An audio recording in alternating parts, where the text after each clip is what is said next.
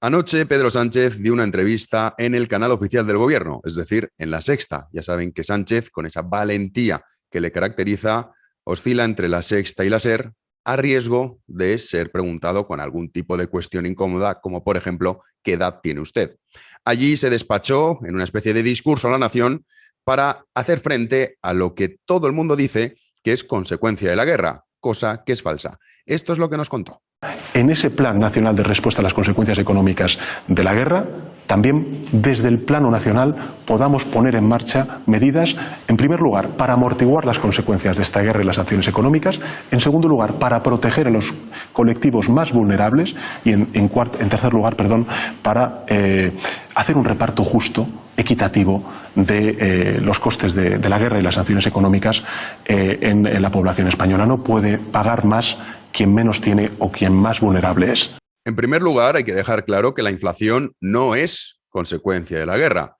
Llevamos desde hace ya varios meses viendo cómo aumenta la inflación y salvo que la guerra en Ucrania estallase en diciembre, enero o en febrero y no nos hayamos enterado nadie, excepto el señor Sánchez, la culpa no es de Vladimir Putin, sino de las políticas adoptadas en gran medida por el Banco Central Europeo y también por este propio gobierno. Pero Sánchez dice que él va a intentar que no sean los más vulnerables los que paguen las consecuencias. Pero ¿realmente al gobierno le interesa que la inflación desaparezca? ¿Realmente le interesa combatirla y tratar de reducirla? ¿Por qué interesa al gobierno que exista inflación?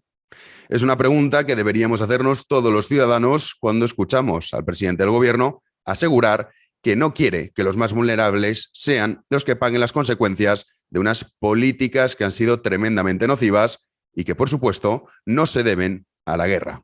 Es cierto que la guerra ha agravado la situación, pero las políticas eco-friendly que perjudican a los que tienen menos poder adquisitivo y, en definitiva, se ven reflejadas en la factura de la luz y en también ciertas ciudades, como por ejemplo Madrid, que establecen unas zonas, unos cotos en los que los pobres que no pueden cambiar de coche no pueden entrar, no son políticas que haya adoptado Vladimir Putin, sino que son políticas que ha adoptado este gobierno y adoptan los ayuntamientos y las comunidades autónomas de diferentes partidos políticos que gobiernan España. ¿Pero por qué la inflación beneficia al gobierno? Vamos a explicarlo de una forma muy sencilla, con cifras bajas, porque estamos hablando de miles de millones de euros, y también nos vamos a fijar en una variable. Ya sabemos que pagamos muchísimos impuestos en nuestro día a día, pero vamos a coger el ejemplo del IVA y por qué al gobierno le interesa que la inflación se mantenga alta.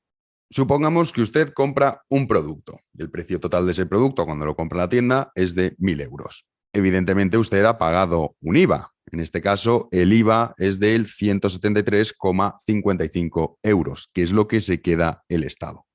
Ahora, debido a la inflación y porque el empresario que pone a la venta ese producto le cuesta más adquirirlo porque han aumentado los costes, han aumentado los sueldos de los trabajadores, de los distribuidores, etcétera, etcétera.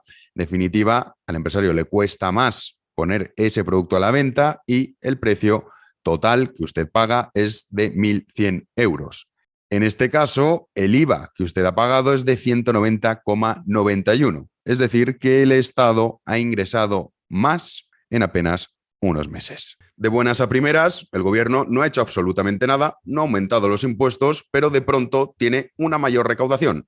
Multipliquen, repito, esto es una variable que hemos utilizado, multipliquen esto por millones de personas y miles de millones de euros. El Estado de pronto ve cómo sus ingresos son mayores sin haber hecho absolutamente nada. Y ahora el Estado tiene que hacer frente a una serie de pagos. Vamos a poner estos ejemplos, que tiene que pagar intereses de la deuda pública, una pensión y a un funcionario. Son cifras pequeñas, insisto, esto hay muchas más variables, pero para que lo comprendan. Entonces, si el Estado tiene un gasto de 600 euros, antes ingresaba 173,55. Es decir, que perdía 426,45 euros.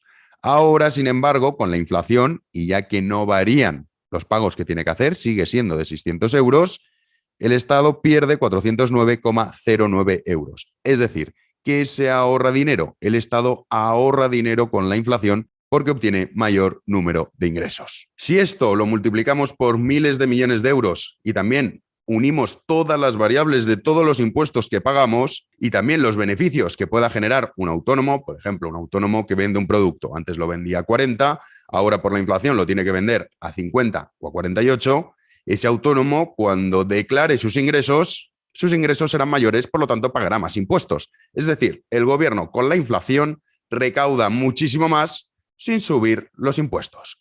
Por eso escuchamos como ahora dicen que no, que ellos no van a subir los impuestos y que poco menos que nos van a ayudar en todo este proceso inflacionario. La realidad es que no nos están ayudando ni nos quieren ayudar, porque de esta forma el gobierno tiene muchísimo más dinero a su disposición para poder pagar todas las deudas que tiene contraídas y también la enorme cantidad de nóminas públicas que hay en España. ¿Cuál sería entonces la verdadera solución para combatir la inflación? En primer lugar, hay que tener en cuenta que en cuanto a la gasolina, el diésel se refiere, el 50% de lo que pagamos son impuestos. ¿Por qué no suprimen los impuestos?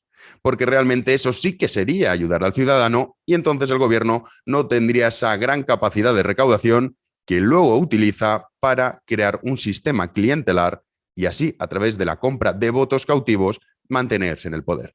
Algunos dicen que esto ocurre en todas las partes de Europa. Es cierto que en todos los países europeos aumenta la inflación, pero qué mala suerte que en España lo hace en mayor medida que en otros países europeos. ¿Se acuerdan cuando vino la pandemia? España fue el país que más se desplomó económicamente y poco menos que nos hicieron creer que el virus era antiespañol y por eso nos habíamos desplomado más que cualquier otro país de Europa. Ahora intentan repetir la jugada con la cuestión de la inflación, poco menos que la inflación es antiespañola y que Vladimir Putin también lo es, y por eso nos afecta más que al resto. Esta es la realidad, esta es la situación a la que se enfrenta el ciudadano medio español y como siempre, como decía Frédéric Bastiat, todo el mundo quiere vivir a expensas del Estado. Olvidan que el Estado vive a expensas de todo el mundo.